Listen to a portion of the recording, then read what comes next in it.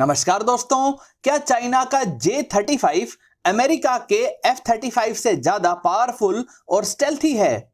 क्या वाकई भारत को चीन की चुनौती को देखते हुए रशिया से व्हाइट स्वैन बॉम्बर जेट खरीद लेना चाहिए? इन्हीं सवालों के जवाब जानेंगे इस वीडियो में। नमस्कार दोस्तों, मेरा नाम है अमित और मैं स्वागत करता हूं आपका अमित अपडेट्स चैनल पर।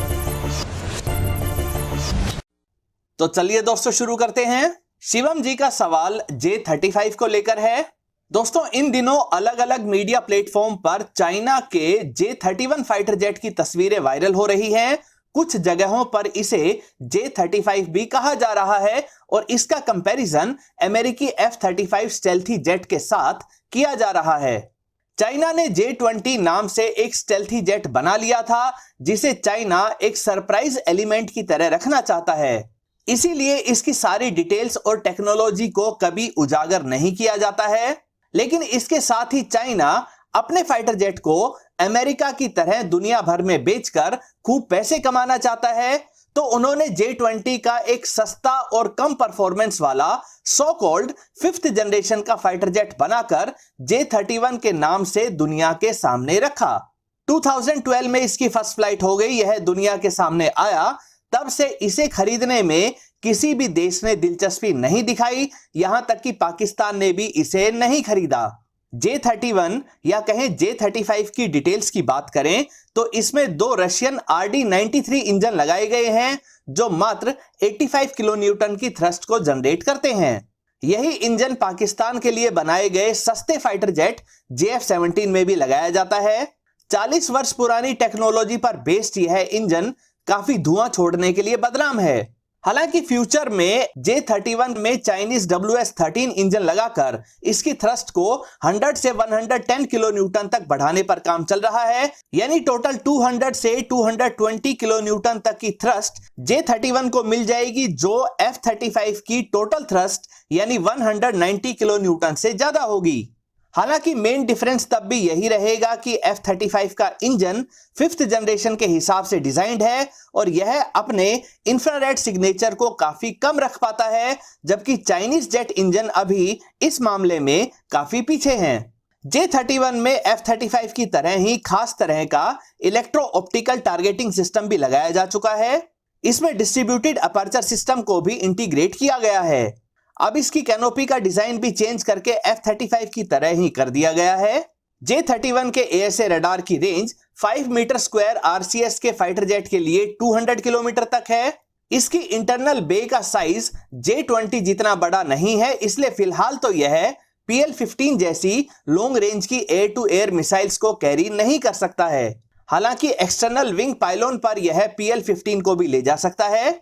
इसकी स्पीड 2000 किलोमीटर पर आवर तक है और यह 3000 किलोमीटर की रेंज रखता है।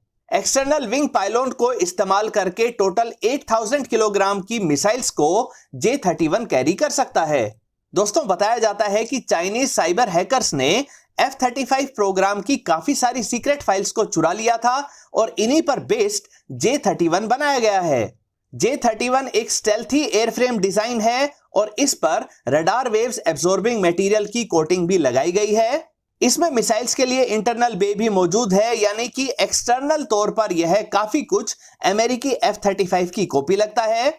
लेकिन वास्तव में F-35 की काबिलियत इसके एयरफ्रेम के अंदर मौजूद टेक्नोलॉजीज, सेंसर्स और एक सुपर कंप्यूटर है, जिन्हें आसानी से कॉपी नहीं किया जा सकता है। और इसी डिफरेंस की वजह से J-31 एक 4.5 जनरेशन का ही फाइटर जेट बन पाया, जबकि F-35 एक ट्रू 5th जनरेशन का फाइटर जेट है। दोस्तों, मजबूत, घने और थिक बालों का स्टाइल मर्दों को एक अलग ही लेवल का कॉन्फिडेंस, एक बेहतरीन पर्सनैलिटी और साथ ही साथ अट्रैक्शन भी प्रदान करता है। लेकिन न्यूट्रिशन की कमी से हमें हेयर रिलेटेड कई परेशानियों का सामना करना पड़ता है। लेकिन अब इन सभी समस्याओं का सलूशन आ गया है मैन मैटर्स के हेयर गमीज के रूप में। टेस्ट में यमी, ये च्यूएबल गमीज हमारे बालों को स्वस्थ रखने वाले खास एसेंशियल न्यूट्रिएंट्स को सही क्वांटिटी में हमारे शरीर में पहुंचाती है। मैन मैटर्स हेयर गमीज के ढेरों फायदे आपको मिलते हैं। It promotes hair and beard growth.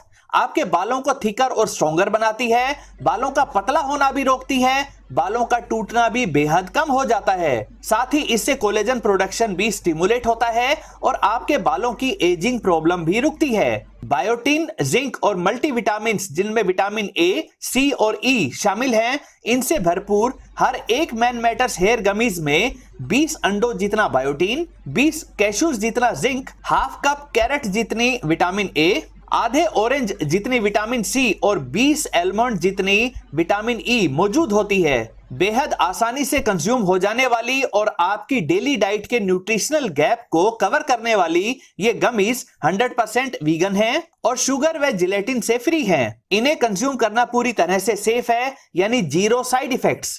बेहतरीन रिजल्ट्स के लिए आपको इसे हर रोज 2 से 3 महीने तक कंज्यूम करना है। दोस्तों, कमाल की इस मैन मैटर्स हेयर गमीज का लिंक नीचे डिस्क्रिप्शन में दिया गया है, जिसमें एक स्पेशल डिस्काउंट कूपन कोड भी मौजूद है। दोस्तों, मैन मैटर्स इंडिया का अकेला होलिस्टिक मेंस वेलनेस प्लेटफॉर्म है, जहां आपको hair, skin, weight, sexual wellbeing, hygiene और स्लीप कैटेगरीज के प्रोडक्ट मिल जाते हैं। मैन मैटर्स के माध्यम से मेंस हेल्थ और वेलनेस इश्यूज के लिए सर्टिफाइड डॉक्टर्स के साथ फ्री और कॉन्फिडेंशियल ऑनलाइन कंसल्टिंग की सुविधा भी मिलती है।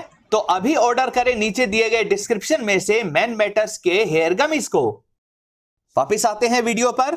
2012 से अब तक यानी पिछले 10 वर्षों में J-31 को कोई खरीदार नहीं मिला है, लेकिन अब चाइनीज नेवी इसे अपने एयरक्राफ्ट कैरियर पर तैनात कर सकती है, खास तौर पर नए ईमाल्स सिस्टम वाले न्यूक्लियर एयरक्राफ्ट कैरियर पर।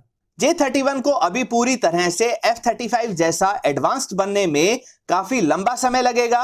अमेरिका की टेक्नोलॉजी को चोरी करके बनाए जाने के आरोपों की वजह से कोई भी देश इसे नहीं खरीद रहा है। कहीं ऐसा ना हो कि अमेरिका नाराज होकर इन देशों पर इकोनॉमिक सैंक्शंस लगाकर इनकी इकोनॉमी को बर्बाद कर दे। J-31 में और भी कई कमियां हैं। 5th जनरेशन के फाइटर जेट की तरह सुपर क्रूज भी नहीं कर सकता है, यानी आफ्टर बर्नर के इस्तेमाल किए बिना यह सुपरसोनिक स्पीड हासिल नहीं कर सकता है। F-35 का B variant vertical take off और लैंडिंग भी कर सकता है, जो J-31 में पॉसिबल नहीं है। साथ ही स्टेल्थ टेक्नोलॉजी पर अमेरिका पिछले 40 वर्षों से काम करता आया है, इसी कारण वो F-22 व F-35 के लेवल की स्टेल्थ हासिल कर सके हैं, जबकि चाइना इस मामले में काफी पीछे है। यानी कुल मिलाकर कहा जाए तो J-31 F-35 के मुकाबले एक सस्ता स्टेल्थी वेरिएंट बनाया गया था, ताकि इसे काफी सारे देशों को बेचा जा सके। हालांकि इसे खुद चाइनीज एयरफोर्स ने भी तवज्जो नहीं दी। इसी कारण अब तक इसके सिर्फ 3 ही प्रोटोटाइप सामने आए हैं, जबकि J-20 को सैकड़ों की संख्या में बनाया जा चुका है। चंदन जी का सवाल है कि क्या सच में भारत रशिया से Tu-160 बॉम्बर जेट लेने वाला है? देखिए, पहले भारत को सिर्फ पाकिस्तान से ही निपटना होता था। पाकिस्तान का कोई भी इलाका ऐसा नहीं है जो भारत के फाइटर जेट्स की रेंज में ना हो। लेकिन पिछले कुछ समय से जिस तरह से चाइना अड़ियल रुख अपनाए हुए है, उसे देखते हुए कुछ डिफेंस एक्सपर्ट्स ये एडवाइस जरूर दे रहे हैं कि भारत को भी ऐसे बॉम्बर एयरक्राफ्ट को खरीद लेना चाहिए, जिनकी रेंज 12,000 से 15,000 किलोमीटर तक हो और जो चाइना के स्ट्रेटेजिक ठिकानों तक जाएं और मिसाइल्स गिराकर वापस आ जाएं। इसी प्लानिंग के आधार पर भारत अगर बॉम्बर जेट खरीदता है तो हमारे पास 2 ऑप्शंस हैं, या तो रशिया से Tu-160 व्हाइट स्वैन खरीदें या अमेरिका से B-52 बॉम्बर जेट लें। Tu-160 B-52 से ज्यादा अच्छा ऑप्शन है। रशियन Tu-160 की रेंज 12,300 किलोमीटर तक है और यह फाइटर जेट्स की तरह 2,200 किलोमीटर पर आवर की स्पीड से उड़ सकता है। अपनी 2 इंटरनल बे में Tu-160 45,000 किलोग्राम की मिसाइल्स को लेकर उड़ सकता है। इसे दुश्मन के इलाके में न्यूक्लियर हथियार गिराने के लिए भी इस्तेमाल किया जा सकता है। यह स्वेप्ट विंग डिजाइन वाला जेट है, जिसकी विंग्स ज्यादा स्पीड के लिए पीछे की तरफ मोड़ी जा सकती हैं। लेकिन दोस्तों, सवाल उठता है कि क्या वाकई भारत को इस तरह के बॉम्बर जेट को खरीदना चाहिए जो बेहद महंगे हैं, जिनकी मेंटेनेंस और फ्लाइंग कॉस्ट पर आवर बेहद ज्यादा है और जिनका रडार क्रॉस सेक्शन काफी ज्यादा होता है। अगर हम Tu-160 खरीद भी लें तो क्या वाकई चाइना के खिलाफ इसे इस्तेमाल किया जा सकेगा? चाइना ने bomber jets aerial refueler jets और अवाक्स जेट्स को ही टारगेट करने के लिए PL-15 व PL-21 air to air missiles अपने फाइटर जेट में लगा रखी हैं।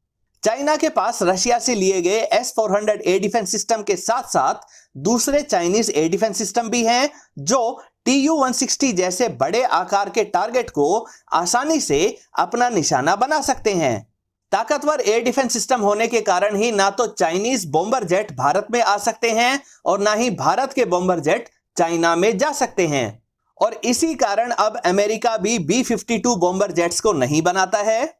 बॉम्बर जेट्स कोल्ड वॉर के समय के हथियार हैं जिनकी अब कोई खास इंपॉर्टेंस नहीं रह गई है।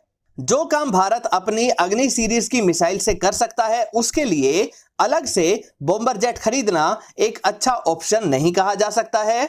बॉम्बर जेट्स की ही बात की जाए तो भारत को B-2 स्पिरिट की तरह के स्टेल्थी एयरक्राफ्ट की आवश्यकता है जो चाइनीज एयर डिफेंस सिस्टम को चकमा देकर आगे बढ़ सकें। लेकिन B-2 स्पिरिट जैसे स्ट्रेटेजिक बॉम्बर्स को अमेरिका बेचेगा नहीं। वैसे भी हर एक B-2 स्पिरिट जेट की कीमत $2 बिलियन से भी ज्यादा होती है। इतने में तो 20 से ज्यादा F-35 खरीदे जा सकते हैं। दोस्तों, ऐसा भी नहीं है कि भारत इस कैपेबिलिटी को हासिल करने के लिए कुछ नहीं कर रहा है। हम घातक जैसे अनमैन्ड स्टेल्थी ड्रोन्स को इसी काम के लिए बना रहे हैं। इसकी फर्स्ट फ्लाइट कुछ दिन पहले ही हो चुकी है और बहुत जल्दी इनका सीरियल प्रोडक्शन भी शुरू हो जाएगा। दोस्तों, ये थे आपके कुछ सवाल जिनके सटीक फैक्ट बेस्ड जवाब तलाशने के लिए मैंने जितना हो सका उतनी रिसर्च की। उम्मीद करता हूं आपको ये वीडियो पसंद आई होगी। अगर ये वीडियो आपको अच्छी लगे तो इसे लाइक करें, दोस्तों के साथ शेयर करें और चैनल को सब्सक्राइब करना ना भूलें। नमस्कार।